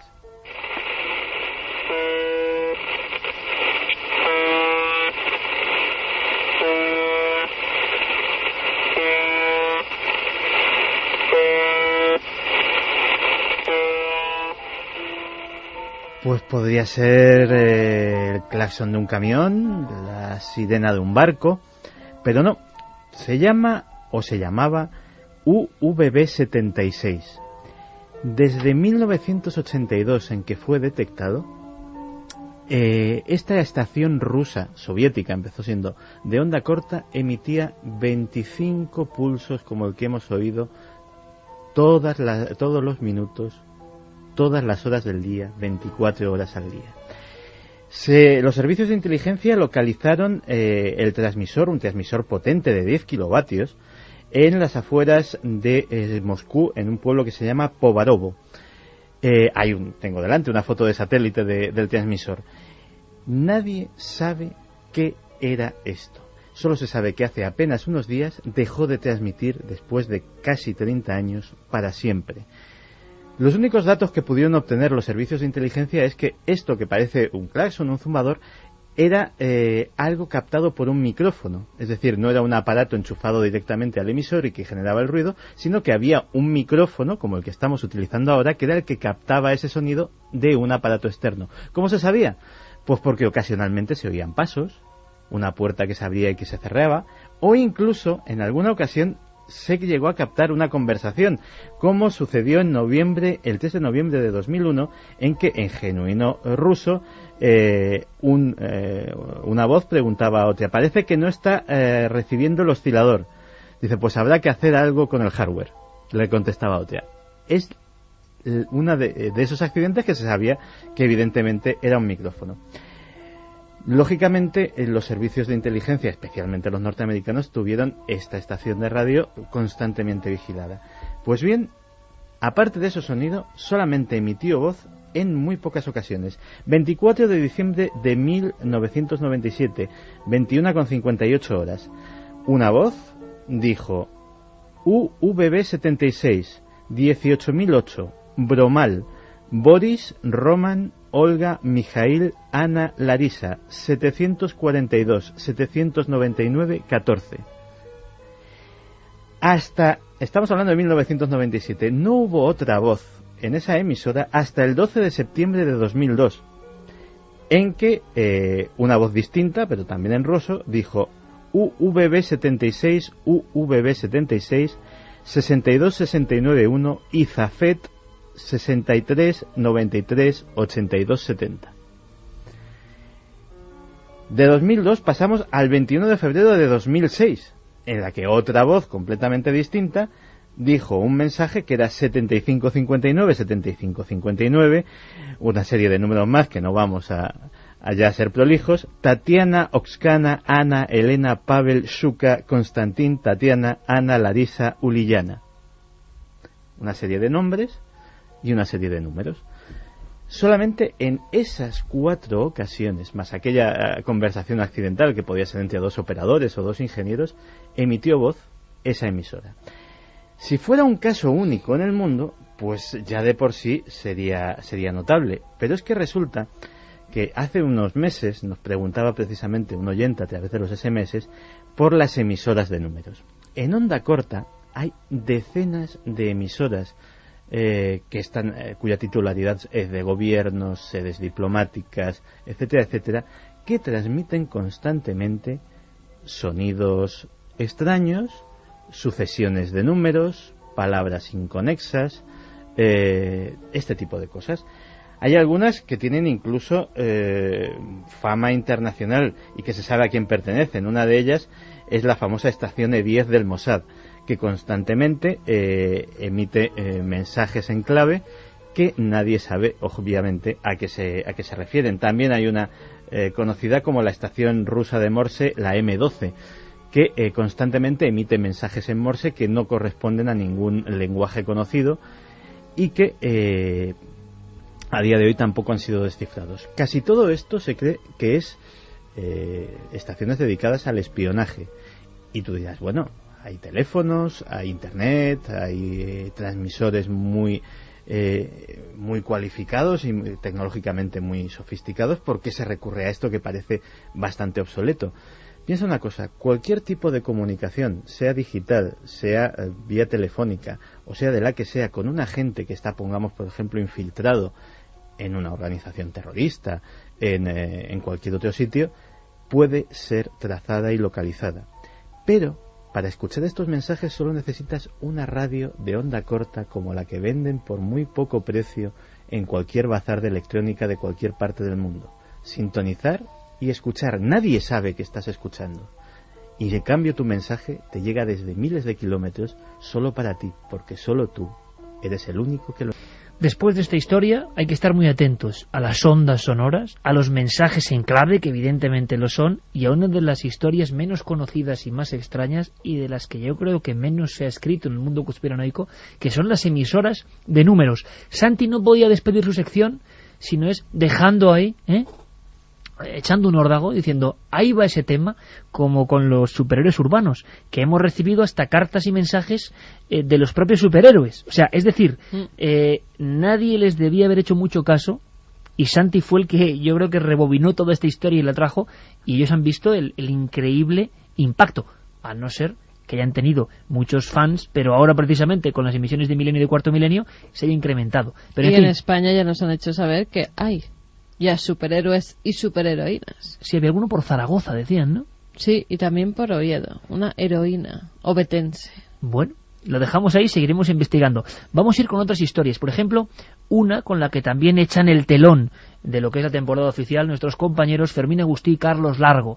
Uno de esos reportajes, yo tenía la idea de también volver a rescatar, a desempolvar una forma de reportajes a dos voces, que a mí me parece muy dinámica, muy interesante, y agregando siempre documentos, historias. Una historia más que tiene que ver, evidentemente, con misterio, con muerte, con sepulcros, con cosas no bien resueltas, y que, bueno, invitamos a que escuchéis con toda la atención del mundo. Este es el último reportaje de esta temporada, aunque luego vendrán muchos más, por supuesto, pero ahí va, espero que lo disfrutéis.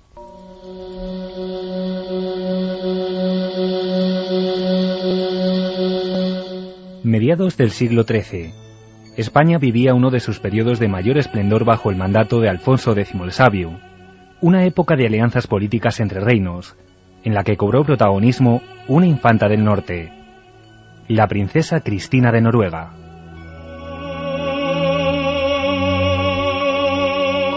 Cristina nacía en Berg en el año 1234. Hija del rey Haakon IV, era una mujer bella y culta que desde muy temprana edad consiguió encandilar a los más influyentes príncipes de otras monarquías europeas. Quizá por esta razón, su destino la llevaría años más tarde a realizar un largo viaje desde Noruega a España para contraer matrimonio con Felipe, hermano del rey Alfonso X. Escuchamos a Øyvind Fossand, vicepresidente de la Fundación Princesa Cristina de Noruega, y a Jesús Maeso de la Torre, autor de La Cúpula del Mundo. Sale de Noruega, de Tønsberg, y viaja en barco, primero a Inglaterra, a Yarmouth, en el año 1256, y continúa su viaje en barco hasta Francia, hasta Rouen, y ahí el séquito decide cambiar los barcos por caballos y continúan a través de todo Francia, y le da una especie de pase por su reino con protección para entrar en el reino de Aragón. Entonces, de allí continúa su viaje por Castilla hacia Soria y llega a Burgos el día de Nochevieja, ¿se entiende? Y entonces venía a casarse con uno de los infantes, pero el que ella eligiera. Y entonces ella eligió a don Felipe, que era el que mayor apostura tenía. Se casaron en Valladolid con un boato extraordinario. Este hombre vivió en Toledo y después se retiró a Sevilla a vivir con su princesa en Noruega, con Cristina de Noruega. Y esta mujer pues viene a Sevilla y viene a morirse de melancolía en el único lugar de España donde se pudo morir de cualquier cosa menos de tristeza, que es Sevilla, y murió jovencísima sin darle pues ninguna descendencia. Pocos documentos hay sobre la vida de Cristina de Noruega en el antiguo reino de Castilla, pero sí se ha podido confirmar que al morir sus restos fueron llevados y enterrados en Covarrubias, en Burgos, dando origen a gran parte de su mítica leyenda. No se sabe muy bien el porqué y tampoco se sabe nada de la historia del traslado. Lo que se sabe es que Felipe, como comenté, ostentaba el título de abad de Covarrubias, y lo que era el monasterio que había entonces en Covarrubias era muy influyente, tenía bastante poder en la Edad Media. El sepulcro es maravilloso, de esteatita de mármol, con inscripciones, y está muy cerca de la tumba del primer conde independiente de Castilla, Fernán González, y de su esposa, doña Urraca. E incluso las mozas casaderas de Burgos, cuando quieren casarse, van a tocar la campana de la iglesia de San Cosme y San Damián, porque dicen que el espíritu de Cristina de Noruega vela por ellas, y así, si tocan la campana, pues podrán casarse. Todo está envuelto en un velo de misterios históricos verdaderamente fascinantes. Desde entonces han sido muchas las tradiciones que se han ido generando en torno a la figura de la princesa del norte. De hecho, hace tan solo 50 años llegaron a entremezclarse con la realidad. Cuando en 1958 se abrió el sarcófago, pues la princesa, si no estaba incorrupta, al menos sí conservaba pues algo de su pelo, de la encarnadura, y también su vestido rojo con el que fue enterrada. Dice, y asómbrese, dice, encontramos un pergamino donde había un hermosísimo poema en castellano, dice, y 2 recetas médicas. Qué cosa curiosa, las recetas médicas no eran otra cosa que un remedio contra el mal de oído.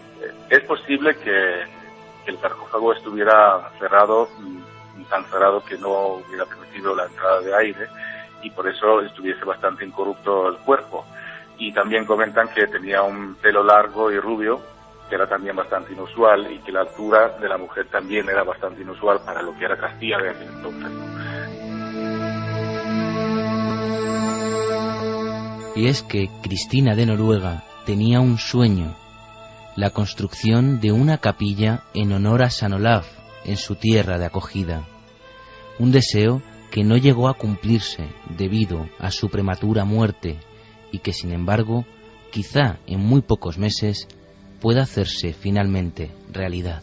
Una vez comprometida la Cristina con Felipe, expresa el deseo de que se haga una capilla en honor a San Olaf. San Olaf es el santo patrón de Noruega, equivalente a Santiago aquí en España, y también un santo que tiene mucha devoción en la Edad Media y mucho peregrinaje hacia Nidaros, donde está enterrado.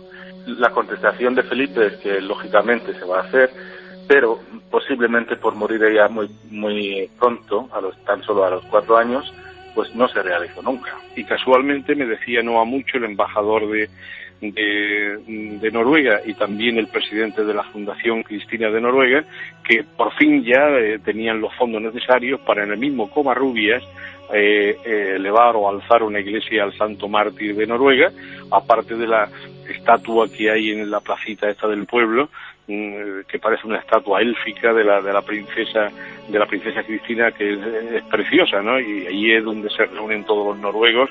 No sé en qué fecha exactamente, pero van con mucha frecuencia. Y es que tradiciones, vaya lugares, que han mencionado Carlos y Fermín en este reportaje. Covarrubias, por ejemplo, claro, es que hay lugares de poder. Y hablábamos del neolítico, y es que es muy curioso. Los teletipos hablan de estudios sobre antiguos altares rupestres en Castilla y León. En Ávila. Y claro, bueno, Ulaca, tantos otros importantes. Pero hay un detalle muy interesante. Uno ve la foto, y esto es antes como un juego, es muy interesante. Y en el fondo ves un montón de piedras. Está bien, pero es un montón de piedras. ¿Qué época? Pues dicen 3000 antes de Cristo. 7 altares barbaridad. Rupestres. 3000 antes de Cristo. Y ves, bueno, pues unas piedras casi en forma de menires, una encima de otra.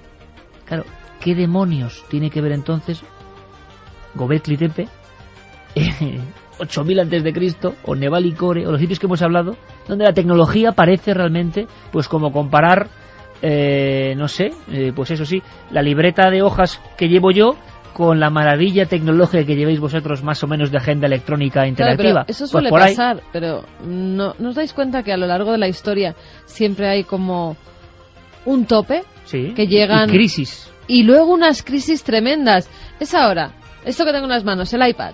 Pues el iPad ha llegado a la tecnología superior, ¿no? Y después de esto, ¿qué?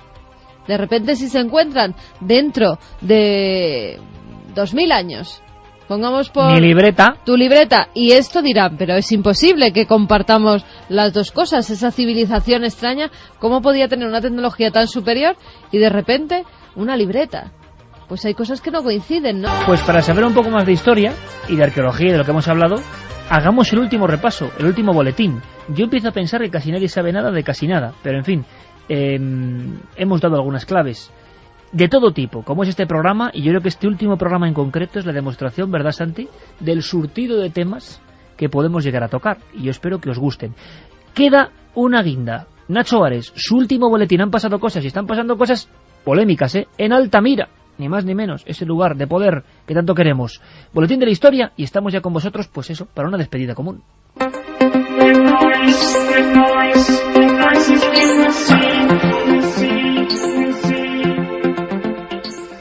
Después de 8 años de cierre, la cueva de Altamira se reabrirá en pocos meses al público. La decisión ha sido tomada por el Patronato de Altamira, quien por unanimidad ha decidido que se reabra a finales de este año 2010. Escuchamos a José Antonio Laseras, director del museo y de la Neocueva de Altamira. Altamira se cerró en 2002 por 3 razones imbricadas. La primera porque era algo previsto. Unos años antes se había concluido la evaluación del régimen de visitas y lo que había que hacer era estudiar la cueva sin la perturbación que suponen las visitas. En segundo lugar, en ese mismo año 2002 notamos pruebas de actividad microbiológica en la cueva que podía ser un riesgo preocupante. Por lo tanto, el cierre tuvo algo de prevención. Por otra parte, activo en el sentido de hacer también esos estudios que habían sido aplazados en su momento. La cueva de Altamira es una de las joyas del arte paleolítico superior, en concreto de los periodos magdaleniense y solutrense, y cuenta con una antigüedad de unos 14.000 años. Sus delicadas pinturas fueron hechas empleando mezclas de pigmentos minerales, usando grasa animal como aglutinante. Desde que se creó el museo, hace ahora más de 30 años, en el año 79, la cueva de Altamira ha estado en condiciones extremas de conservación y de atención permanente. La cueva, una vez creado el museo, se cerró para hacer un estudio y ese estudio concluyó una posible apertura. En el 2002 se cerró temporalmente para evaluar la situación y ahora en estos momentos el patronato se ha vuelto a plantear la posibilidad de abrir la cueva siquiera limitadamente a la visita pública. Sobre esa ecuación es lo que se va a poner a trabajar un grupo de expertos. La cueva fue descubierta en el año 1879 por Marcelino Sanz de Sautuola y desde el año 1985 está dentro de los monumentos considerados Patrimonio de la Humanidad.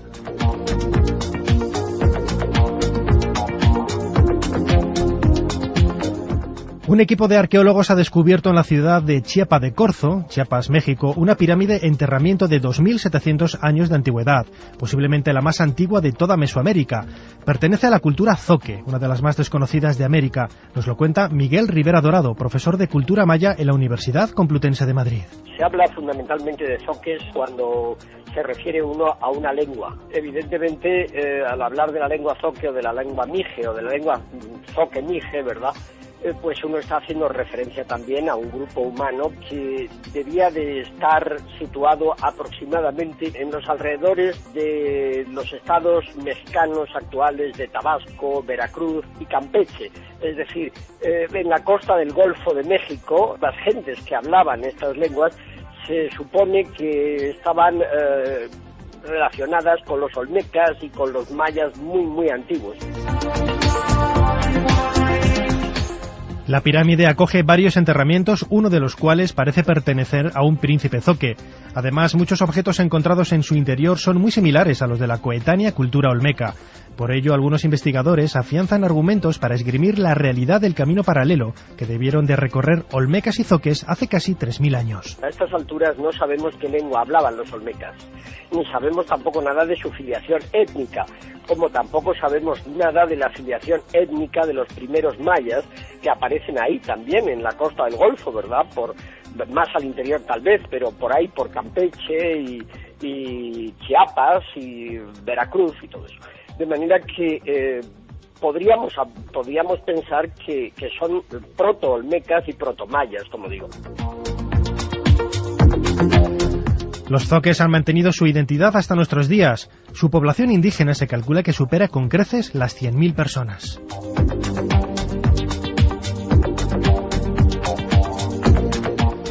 La filtración de los análisis de ADN de Tutankamón por un desliz en un documental de Discovery parece señalar, según algunos expertos, que el origen de la familia del faraón niño por parte de padre era de Europa occidental, es decir, de la península ibérica. La noticia sorprende por su conclusión, pero no hay que olvidar que es solamente la interpretación de los resultados de unos papeles dejados sobre una mesa y que aparecen en el mencionado vídeo de soslayo.